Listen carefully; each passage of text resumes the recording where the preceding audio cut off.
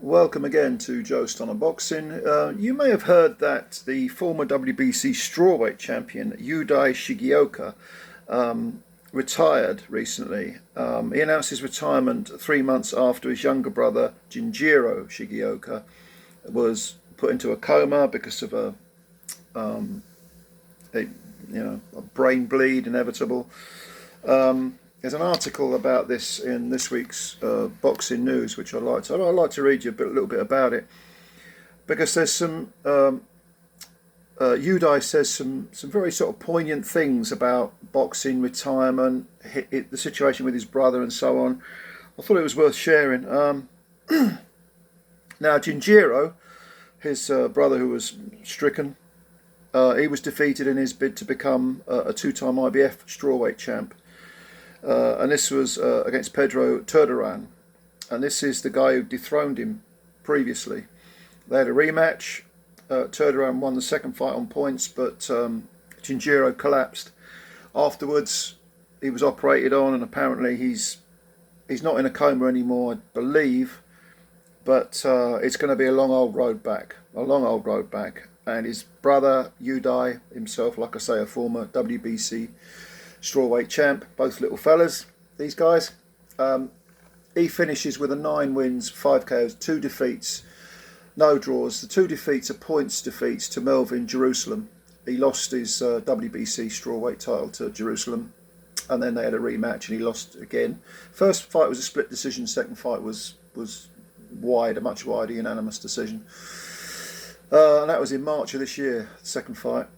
And of course, what happened to his brother is going to affect him. It's inevitable. From the outside looking in, I mean, us as boxing fans, a lot of us, if you've got a conscience, you're going to think about this. I'm a lifelong boxing fan. I've seen thousands upon thousands of fights, and I love the game. But we can't just sweep this under the carpet and pretend that it's not there. It's an extremely dangerous sport.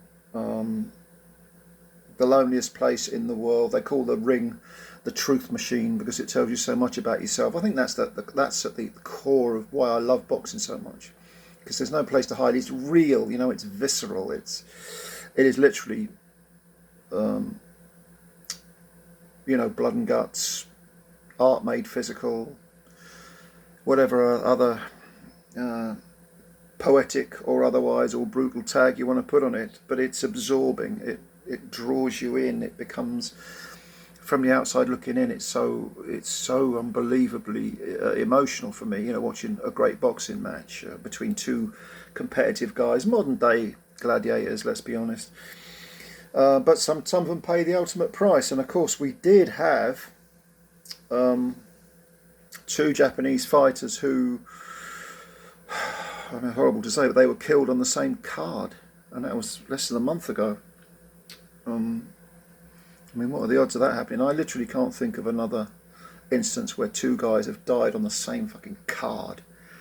It's almost defies belief, doesn't it, really? But these things happen. But but Yudai says of Ginjiro, he says if he can get through the next 2 or 3 days, he was talking initially about Ginjiro being operated on. He said if he can get through the next 2 or 3 days, the doctor will be able to tell us about the next step. Well, that was back a few weeks ago. He got through the next few days, and Yudai goes on to say, I'm sure everyone's support and wishes are reaching Jin. He's trying desperately to live. Jin has never given up before. He's strong, so he'll be fine. I believe in him too. And yeah, I mean, Yudai Shigeoka is only 28 years old. That's not very old at all, even for a strawweight, And despite those 2 defeats to Melvin Jerusalem, I mean, he could have come back. We know that Japanese boxing is in an absolute golden period. I can't think of in the history of the sport of a better era for Japanese boxing. It's in a fantastic shape, and of course these small guy, from strawweight up to super bantam, I suppose, dominated by the Japanese, and they're always going to get opportunities. So it's hard to believe that he would have retired at 28 had it not been for his brother's injury. He goes on to say, thanks to all the doctors and nurses at National Hospital Osaka Medical Center, Ginjiro is still alive. I'm so grateful. They saved his life. When Jin gets better, we'll definitely go and say hi. Ginjiro is trying 3 types of rehabilitation for 3 hours a day. Don't give up, keep going. I say every day, and I support him not to put out the flame in his heart. Ginjiro's nickname, by the way, was Silver Bullet, and Yudai refers to him as Silver in a lot of this article. He goes on to say, I don't want Silver to regret boxing. The people you meet, everything you experience is a legacy. I still receive messages every day from people who worry about my Silver. And then the plan is progressing steadily. The recovery, the rehabilitation he's talking about. That's why I decided to retire. I have no regrets. This is where the real game starts. I will bloom with Silver in my new path. I'm retiring, but I'd love to see the Shigeoka brothers live. Okay. Yeah. And yeah, as just to get back to the article also mentions the fact that those 2 fighters who died on the same card. One of them was a super featherweight, Shingatoshi Katarai, who finished with an 8-2-2 record, 5 KOs, and the lightweight Hiromasa Urakawa, who finished 10-4. They both died from brain injuries sustained on an August the 2nd card in Karakoan Hall in Tokyo. Yeah. Both men were 28. 28 seems to be the age, doesn't it? Same age as Yudai Shigeoka. And of course, the Japanese Boxing Commission are looking into, ways in which to improve safety. But I mean, how much can you do? How safer can it be? I mean, I was thinking about Benny Parrott and M.L. Griffith, their 3 fights. Famously, Parrott was killed in the 3rd one he was pinned in a corner and had the shit beaten out of him literally the life beaten out of him by Emil Griffith. Griffith had previously knocked out Parrott in their first fight. He then lost on points the rematch, and was famously or infamously, before the start of the 3rd fight, he was insulted because Griffith was gay, and everyone knew he was gay, but and gay back then was something that you didn't want to be. Being black and gay back in those days, fucking hell, talk about fighting a war on 2 fronts. But Parrott called him Maricon, which is I think a slur, homophobic slur, and Griffith said, okay, you want to play that game? So Griffith, by the way, was floored. People forget, Griffith was floored in that 3rd fight by Parrott, almost knocked out. And it was at the end of the round. He got up and he's very wobbly. But he came back to pin Parrott in the corner, and then unleashed 15, 18 punches, 20 punches, something like that. And Parrott collapsed, completely unconscious, and died later on. But what people don't realise is that previously, I think only about 3 or 4 months previously, Parrott had fought Gene Fulmer up at middleweight and been knocked out in 10 rounds. So bear this in mind, right? So the first fight with Griffith, he gets knocked out. He then wins the rematch on points, which was 15 rounds back then.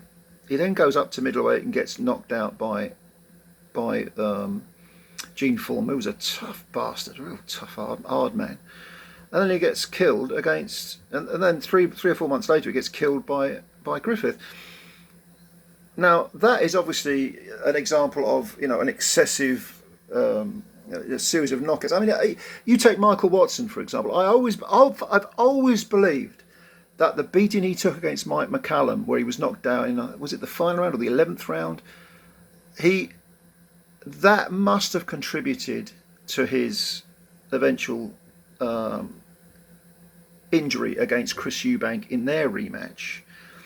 It isn't necessarily, injuries aren't necessarily the result. Well, they're certainly not the result of one punch. That's extremely rare that it's the result of one punch. That it's normally an accumulation over a long period of time, and it can be, within the same fight, grueling, tough, tough fights which are draining, and making weight, as we know, is a major factor also. But it can be previous fights as well. I mean, back in the day, I mentioned Benny Parrott dying. They didn't have anywhere near the medical knowledge, tests and so on that we have nowadays, and we have them nowadays, and yet people are still dying. And like I say, two Japanese fighters dying on the same card. I mean, what can you do to reduce the dangers? I'm not convinced that if you've got a sport, if that's what you want to call it, I don't call it a sport. Sports are games. No one gets killed through losing a game of tennis or ping pong or whatever. But if you've got a Western martial art, shall we say, call it that for the sake of argument, but I've always thought of it as being a Western martial art, Queensberry rules boxing. But I think if it's anything that's based on inflicting pain and injury on the other guy, or trying to do that, how do you make it safe? It's very, very, very difficult. Very difficult.